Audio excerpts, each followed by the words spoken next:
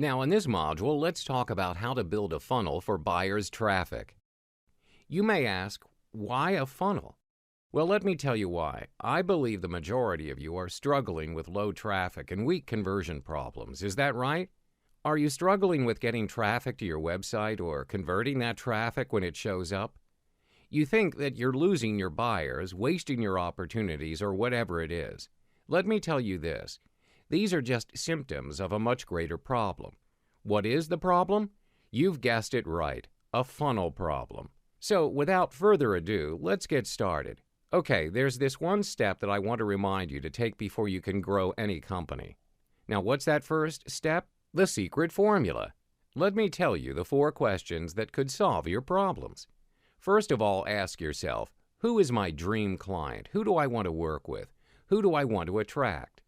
Is it the same thing when it comes to asking yourself, who is my dream guy or girl? I'm sure every one of you have asked yourself that question before. So tell me why you asked yourself that. Because you want a clearer picture of who that ideal someone is. Am I right? You don't want to just date anyone who's interested in you. So the same thing applies to this.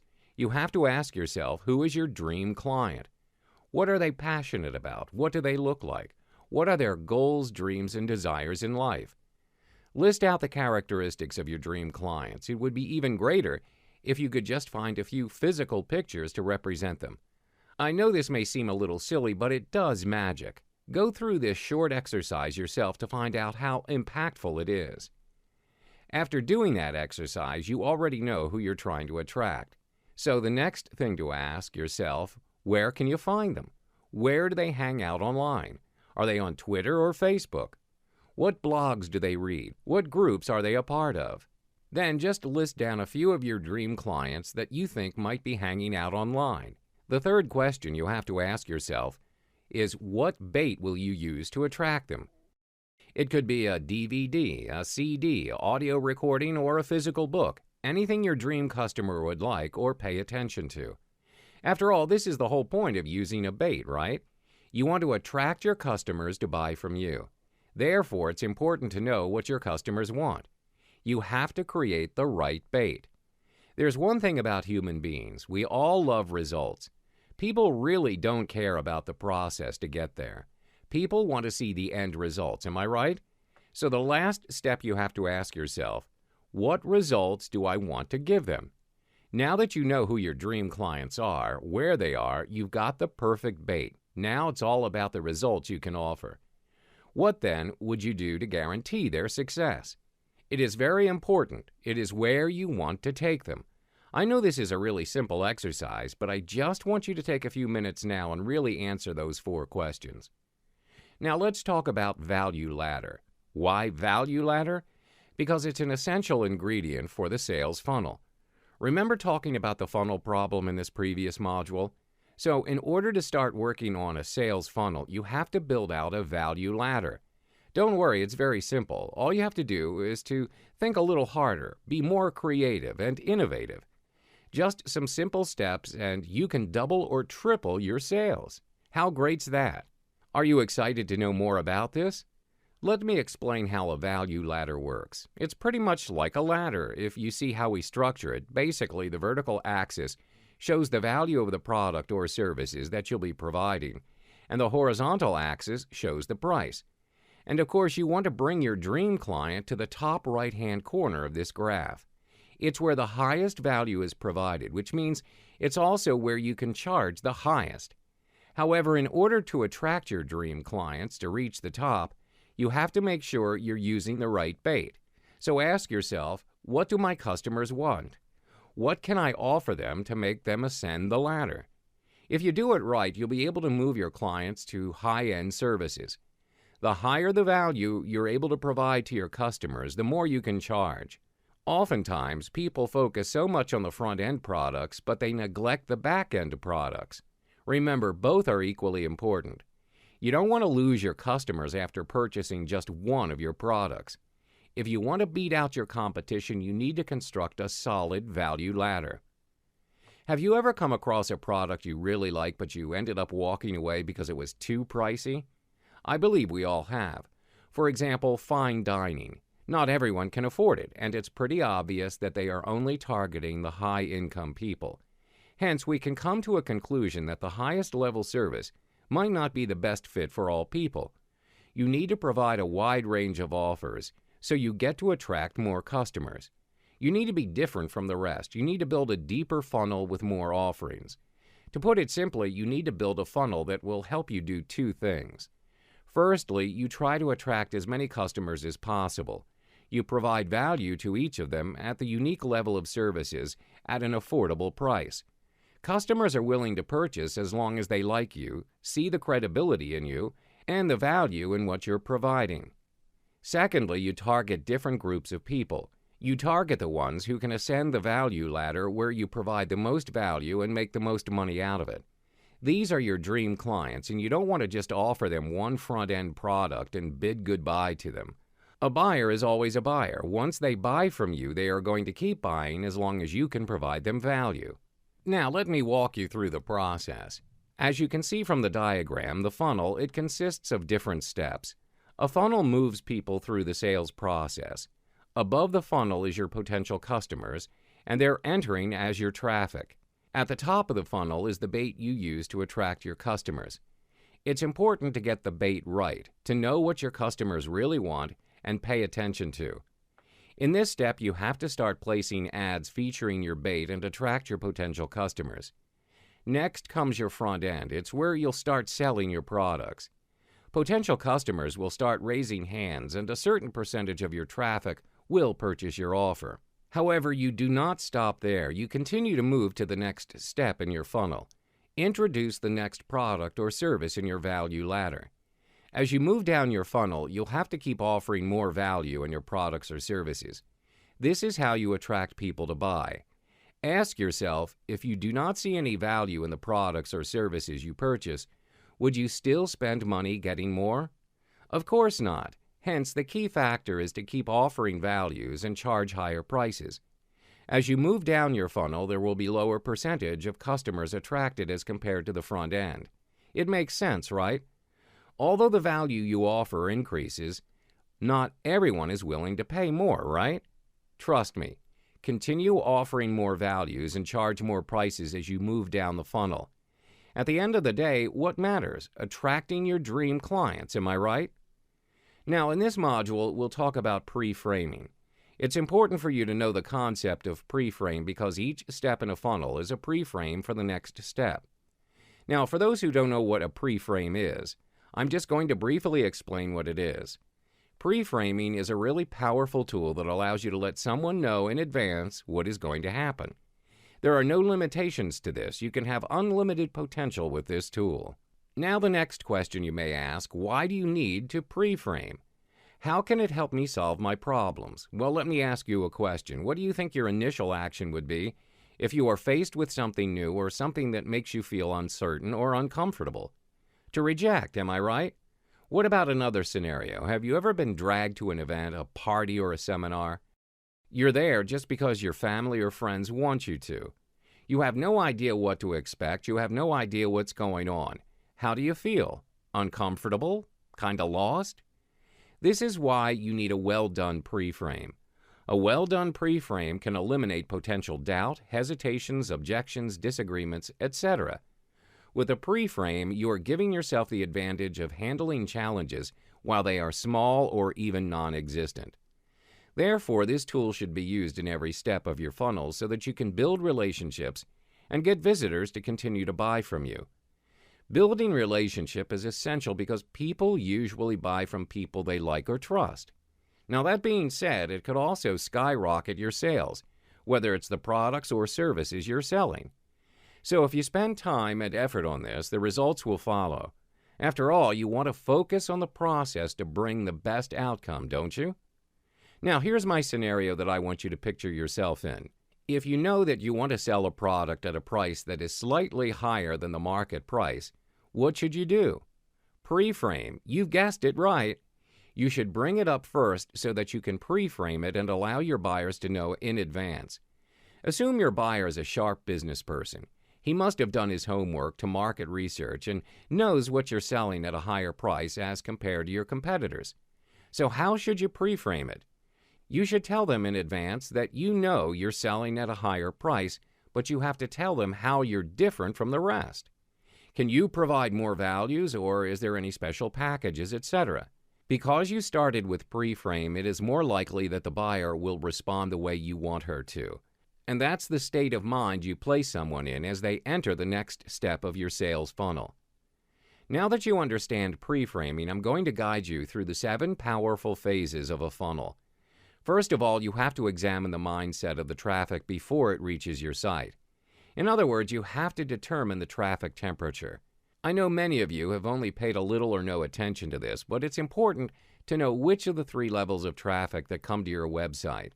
Is it hot, warm, or cold? Hot traffic is made up of people who already know who you are. These people are the ones who have subscribed to your podcast, read your blog, and are on your mailing list. Basically, you're going to talk to these people like your friends because you already have an established relationship with them. You can use personality-driven communication. You can share with them some of your personal stories, experiences, and opinions. Now let's talk about the second traffic, the warm traffic. These are people who don't know you, but they have a relationship with somebody you know. This is where joint ventures partnership work well. This level of traffic lends credibility to you, so people who don't know you will trust you and feel more comfortable when checking out your offers. For the cold traffic, it's made up of people who have no idea who you are. They don't know you, they don't know where you came from, they don't know what you offer, and they don't know whether they can trust you. These may be people who find you on Facebook, or maybe they stumble across your blog posts or articles. The most important thing to know is to figure out is the traffic temperature so that you can build the right pre-frame bridge, which will be covered in the next module. Now I'm going to teach you one of the most important concepts you can ever learn that will boost your sales, opt-in rate, and effectiveness of your traffic, and lead to generation efforts. It's called the pre-frame bridge. Now that you've figured out the traffic temperature, all you have to do is set up the pre-frame bridge. Note that different types of traffic need different bridges. The frame of mind that people are in before they visit your capture page plays a huge difference in your conversion rates. For the hot traffic bridge, it's the simplest among the 3. You don't have to do much because you already have an established relationship with these people, so you don't have to do a lot of pre-framing or credibility building. You can probably just write a blog post or send out a quick email with a link to your landing page. These people like and trust you, they already know who you are, so they will listen and do as you suggest. Now, what about the next pre-frame bridge? In the previous module, we talked about the different types of traffic temperature. Can you recall what the warm traffic is made up of? Can you guess what types of bridges are needed to get to your landing page? Of course, it's a little longer than a hot traffic bridge. All you need is a little note of endorsement from a person they trust, such as a personal email or a lift letter from a JV partner. The most important thing is to have you and your product endorsed from the list owner. It could be via email, article, video, etc. As for the third one, I'm sure you know it would take the longest. This is where a little trick comes into play. I'm sure many businesses out there are losing these kinds of customers. Why? Because they don't know how to convert these cold traffic people. Let me teach you how to set up a cold traffic bridge. First of all, you have to know that it is totally different from a hot traffic bridge. You can't just send an ad or an email and direct them to your landing page. You have to know that cold traffic people have no idea who you are. So for people who know very little about you, you have to build credibility and trust. You often need a whole separate page that they go through before they go to the landing page. This separate page is your bridge page. It should be able to provide value, educate, and also enable them to better appreciate the offer. More importantly, you have to make them convert. You don't want them to stay as your cold traffic forever, do you? Therefore, you have to put in some effort to set up the longest bridge among the 3 traffic with the goal of dramatically increasing conversions. Now, I'm going to list down a few ways to pre-frame an offer. You could do it through blogs, YouTube testimonials, and also a survey or quiz. The last one's quite interesting. Do you know how it works? Let me tell you what the trick is. Now, in a survey or quiz, people ask certain questions and get the mind's wheels spinning in a particular direction. What do you think they'll do next? Curious for answers, am I right? This is when they click over to the landing page where you reveal the answers or solutions. Now that you've covered this module, I'm sure you can really scale your business without losing any of your cold traffic. Now let's talk about the 3 ways to qualify subscribers. The goal here is to take all the 3 traffic, the hot, warm, and cold. In this case, you do not target specific traffic, but you take all the traffic. You want to find out who is willing to give you their contact details in exchange for more information. Note that if people are not willing to give you their contact information, they are unlikely to invest money in you later. It just makes sense, doesn't it? Would you go on a date with someone whom you have rejected when he asked you for your number? Very unlikely, right? So in this phase, you want to qualify your subscribers. It's usually done through squeeze or opt-in pages that offer something with value in exchange for contact information. People do not want to waste time or money on things that demonstrate no value. Hence, it's important to put in some effort when creating the option-in or squeeze page. After that, you can start qualifying buyers. You want to find out who among them is a buyer because, after all, you know that not all subscribers are your potential buyers. One thing to keep in mind, qualify your buyers immediately after you qualify your subscribers. Qualify buyers right away. Don't wait a day or a week. This is when a value ladder comes into play. After qualifying your buyers, you offer them something of value to get them hooked. Attract them and use the right bait. It is through this process that you'll get to know more about your buyers. Once you have identified who the buyers are, you can market to them differently. Don't forget that you've got 2 lists in your hand. One is your subscriber list and the other one is your buyers list. You can treat each of these lists differently. You can send them a postcard to talk to them over the phone or even add them to a separate email sequence. After you've identified the buyers, you want to identify the hyperactive buyers. From the term hyperactive, I'm sure you know what it means. Don't you love hyperactive buyers? I'm sure you do.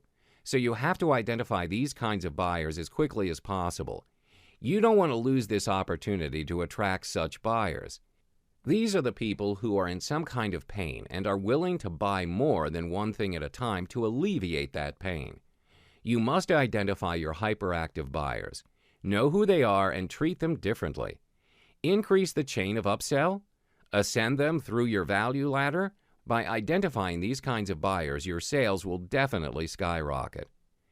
In this step, you want to age and ascend your relationship.